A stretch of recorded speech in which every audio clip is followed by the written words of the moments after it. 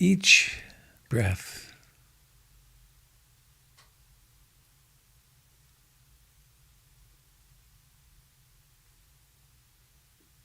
appears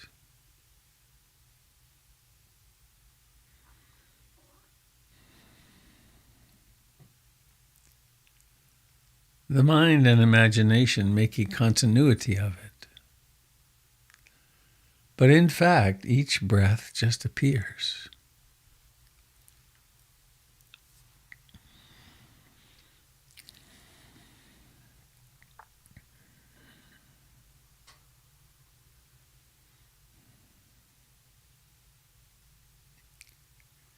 It comes into being.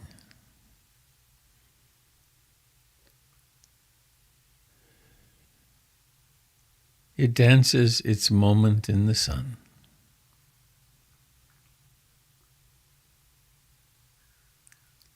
It declines and then it vanishes.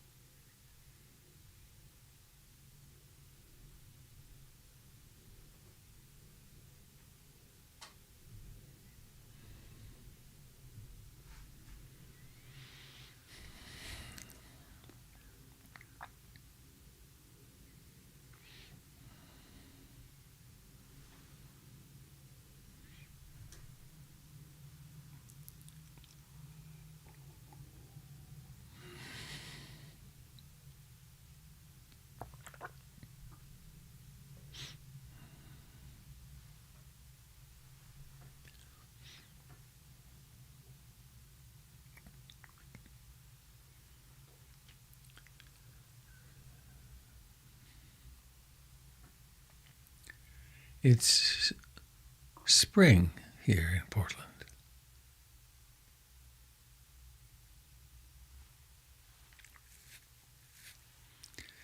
It's time to get the peas in.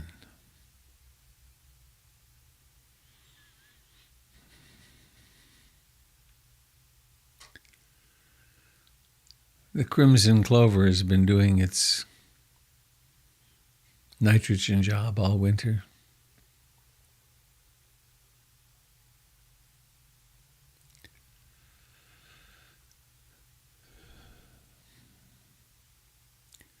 We are part of an ecological system. Every element of our body is borrowed from the earth.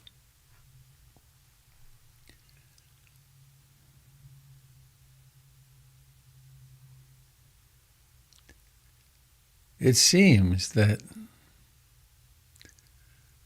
this bhavana, Bhavana, this cultivation, this meditation, is identical to planting a garden.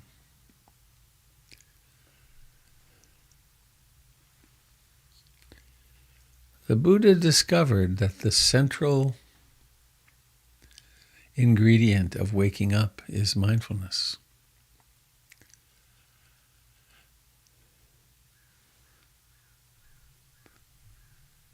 And so we cultivate this mindfulness.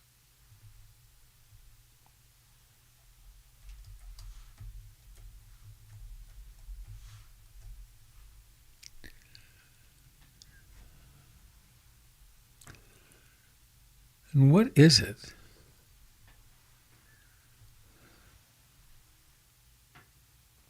It's the ability to know what's occurring inside us and around us in successive moments of consciousness.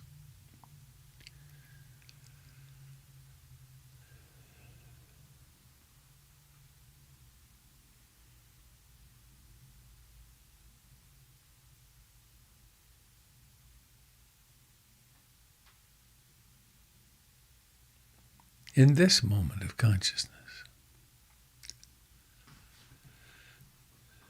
And we support this mindfulness, this growing crop, with concentration, with coming home to the breath and staying there, with curiosity. We plant seeds of curiosity and energy or persistence. We cultivate a vast crop of equanimity.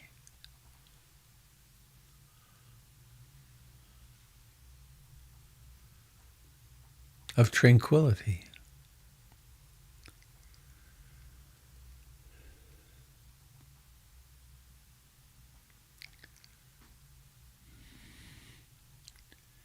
And sometimes gardening is very difficult.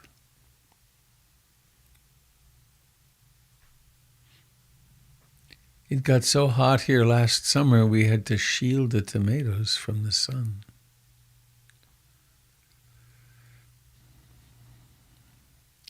Sometimes the sadness or depression or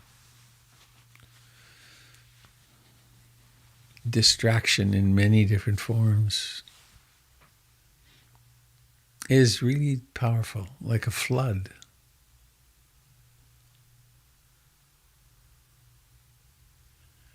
But then at some moment,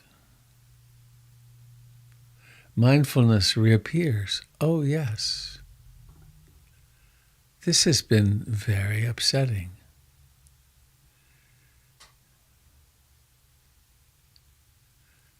Very dysregulating. What do I do now?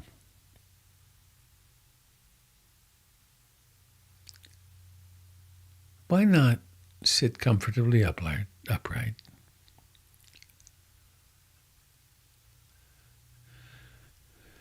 Surrender into this present moment.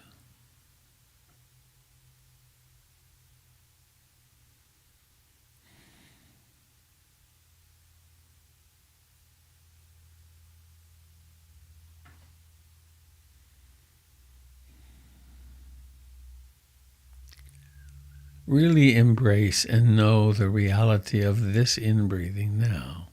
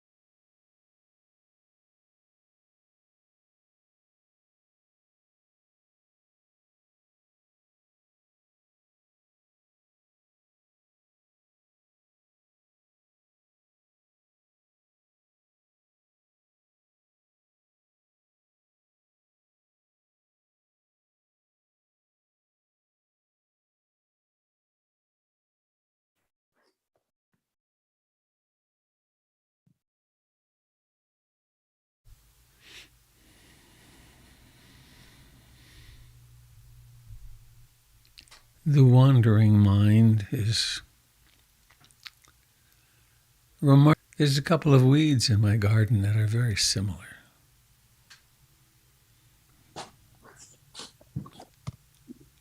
But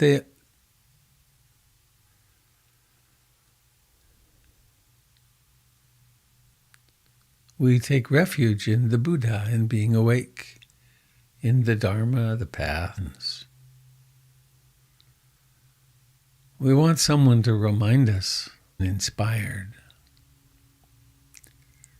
There is a path, ways, and then bigger ways.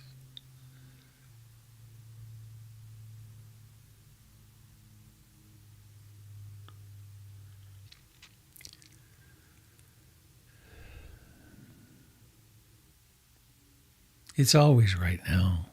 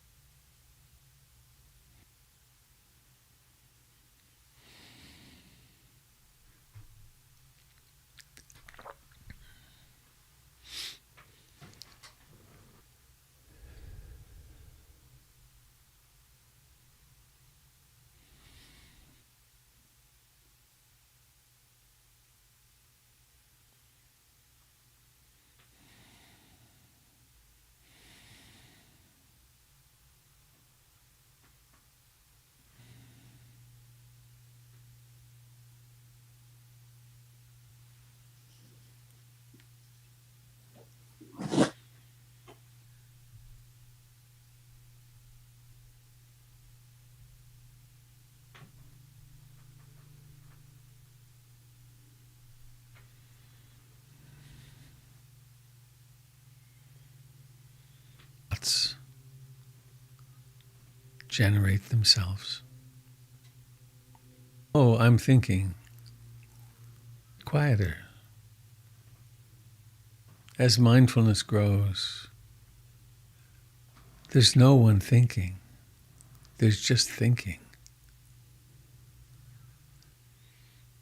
Except to notice how they vanish.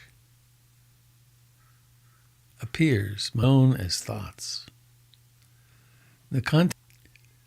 And then there's in-breathing and out-breathing.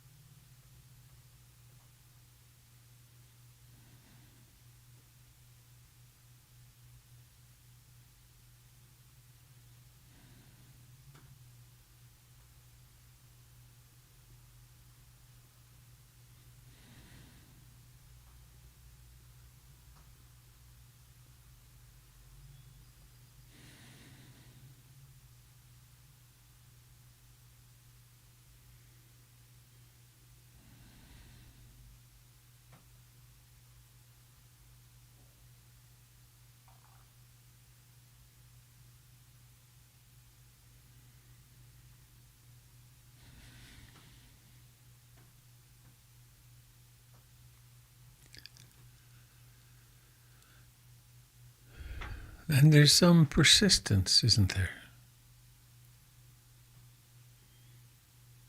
The mind might say, well, I'm done now, or this is boring, or this is more painful than I want, or I've done enough. But there's a commitment to the long haul, not just to this moment, but to a lifetime of awakening.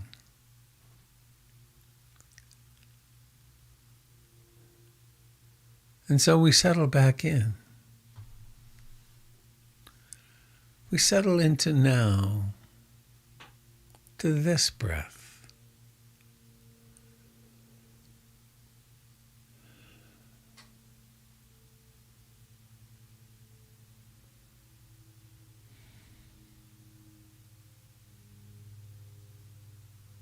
To this moment.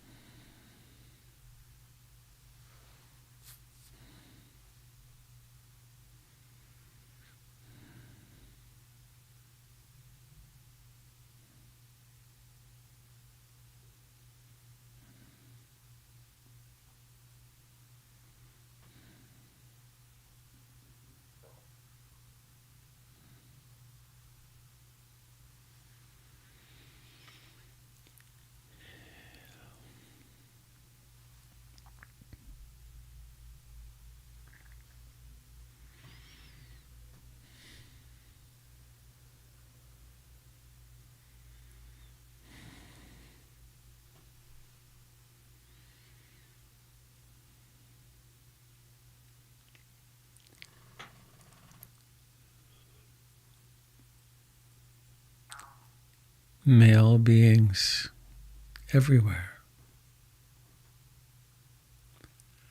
share in the merits of our practice.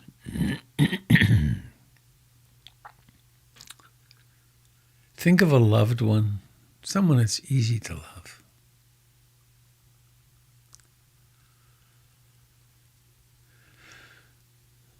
Recognize the spontaneous gratitude for this person being in your life.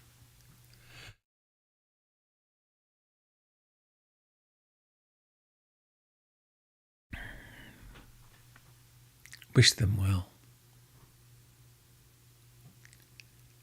Think of someone you know who's sick.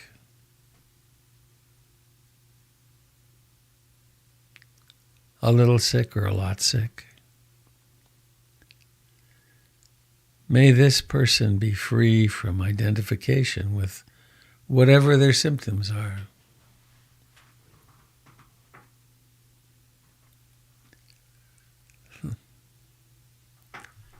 There's a lot made of compassion in Tibetan Buddhism. There's an archetypal figure known as Avalokiteshvara.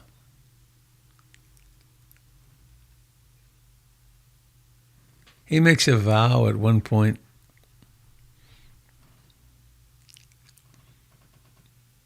May this next compassion meditation free all beings from suffering, or may I blow up into 1,000 pieces. He comes out of his deep meditation and there's still a lot of suffering. He blows up into 1,000 pieces. And these pieces form into what's known as the 1,000-armed Avalokiteshvara. It's a beautiful sculpture or painting. And around him it looks like angel wings, but it's actually arms. There's 1,000 arms and 1,000 hands, and the very finely done paintings have hundreds and hundreds of arms, beautifully done. And on each hand, there is an eye, a human eye.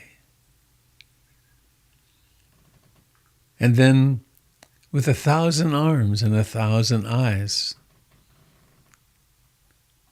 he becomes conscious of suffering. And then says and acts, may all beings be free from all forms of suffering. And there's another story of Avalokiteshvara where he emerges from the deepest of compassion meditations and he sees the vastness of the suffering. And a single tear falls from his eye. And as it falls, it becomes Goddess Tara, the great archetypal compassion figure of Tibetan Buddhism. And she is known as she who hears the cries of the world. Powerful imagery, powerful archetypes. So here, from our seat, where we sit at the center of the universe, may all beings be free from all forms of suffering.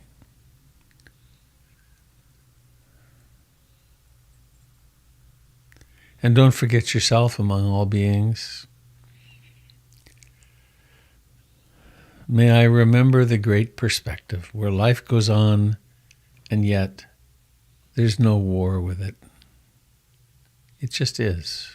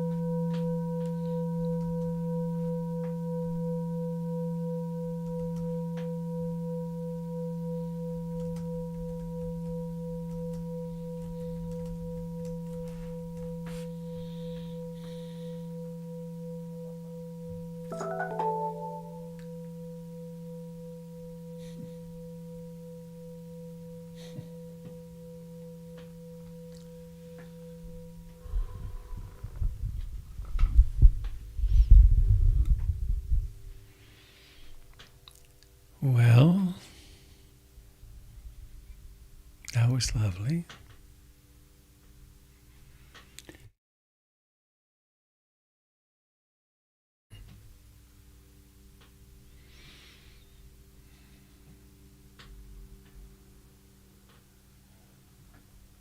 Saturday morning coming up.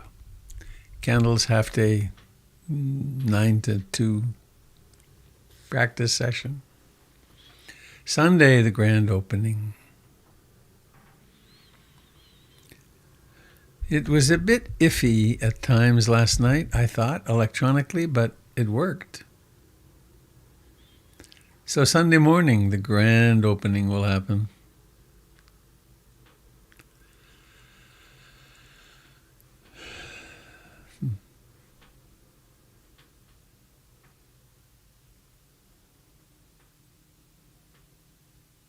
It was wonderful to be there with people.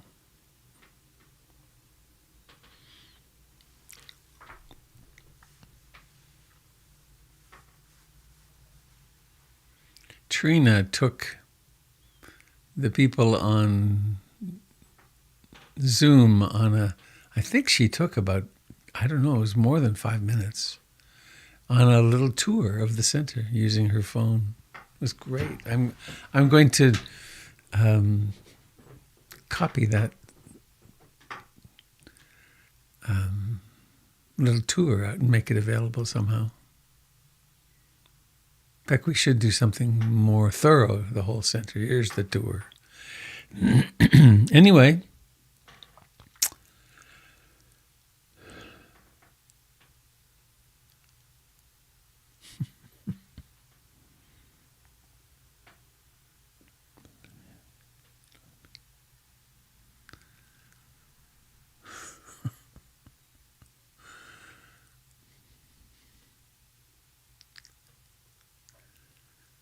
I have this intrusive thought. Sometimes I'm not even sure if they should be said, and what I'm about to say isn't true. We're going to have a live telecast from Kiev of Volodymyr Zelensky to speak to us on Sunday morning. Not true. But I hold him and everyone involved in that human madness in the heart. Everyone. We humans are strange creatures. We can justify the most heinous and insane things on the basis of ideology and money and power. So let's come and celebrate mindfulness and the birth into the world of love and compassion on Sunday morning. And if you can't come in person, we will do our very best to make it available to you on Zoom and Facebook and YouTube. So I think that's all I want to say. I've said lots. Anybody there, any of you wish to share something this morning? I have a question, Robert. Sherry, hello. Hi. Hey. Something you said in meditation this morning blew my socks off, and I need you to expand or explain how mindfulness is an apparition. Oh. Well, have you ever noticed, I'm going to do it this way. I, in quotes, I sit here and I have made an intention to pay attention to the breath and to stay deeply present on the breath. And something really weird happens. The mind goes, la, la, la, la, la, la, la. And it gets involved in this and it gets involved in that. And then, oh no, I forgot to do this. And, this thing happened in my family recently. And you know how it goes. There can be storms can happen. And then, boink, there's awareness. I didn't make that awareness happen. It just happens. Just like I don't make the wandering mind happen. So there's something, we practice as if we were in charge, but that's a very useful strategy. So we make a plan, and I'm going to sit here for so long, and I'm going to cultivate mindfulness. It's a very useful strategy. It's the foundation of the whole Theravadan approach. Mm-hmm. That it's possible to do this. It's possible for a human being to, quote, make a decision and head in this direction. And we do it millions of times.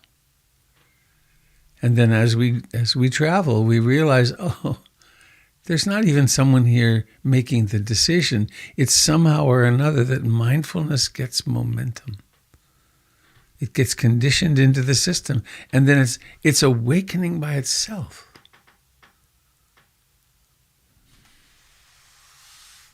How's that?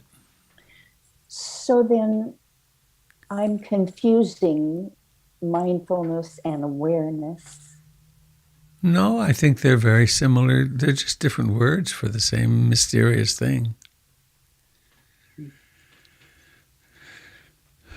Ajahn Chah spoke about that which knows, the knowing factor.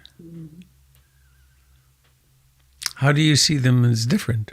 Mindfulness and awareness. I mean, mindfulness has more than just awareness. It remembers to remember to be present as well.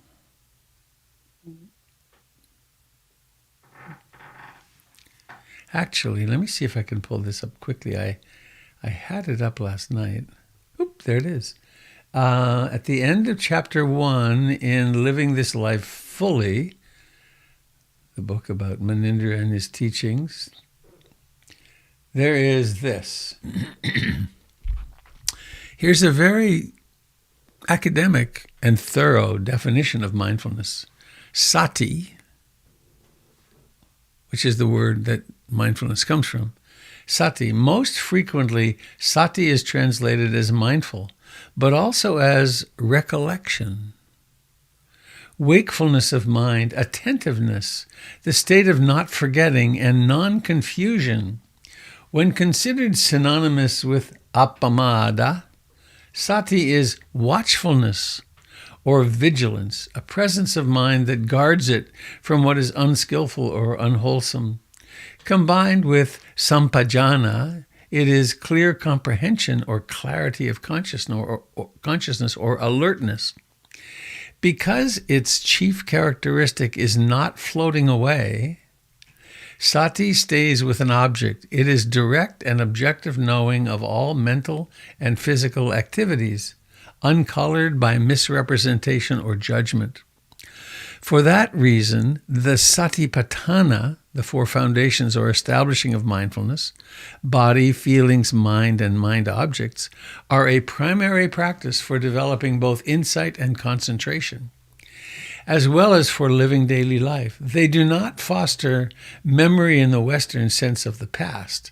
Rather, they promote proper remembering, i.e., keeping in mind, with wisdom, panya, which sees things as they truly are. Impersonal processes are phenomena that are impermanent, unsatisfactory, and not a self. Such insight leads eventually to the uprooting of all defilements and to liberation. Sati appears several times in the 37 requisites of awakening as the 7th link of the Eightfold Path, as one of the 5 spiritual faculties, one of the powers, and one of the 7 factors of awakening. It plays a central role in balancing all the other mental factors. Wow, that's a thorough and remarkable definition. I'll have to read that again. Yeah, you have the book. Oh, yes, I'm up to chapter 5, I think. Great. Then I think that what threw me off was maybe the definition of apparition. Oh, yeah. As like ghostly and having no substance. Right. I think I'm taking some liberties. Someone sent me actually a definition of apparition, and it's whoever this was got it. Oh, I remember. It's an appearance of someone who died. It's like an apparition of their spirit. That's how it's usually used, but I've been taking some liberty with it. It seems to me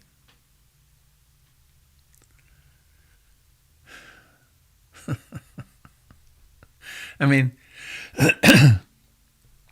it seems pretty weird to me to be sitting here in meditation or to be sitting at the kitchen table and when the mind goes quiet and then I'm minding my own business, right? I'm not causing trouble anywhere. And suddenly out of nowhere comes, I forgot to do this. Oh no, they'll be angry. It's like, poof!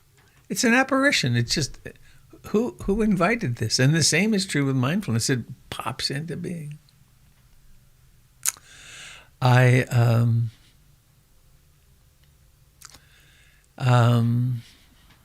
on here, please. Robert, there's an important item in the chat. I'm looking at it, Jim. I'm contemplating how to proceed. We don't want to read it. We just, I think actually I'm going to stop the recording now. Boom. Recording stopped. And I'm going to say goodbye to our friends on Facebook and YouTube.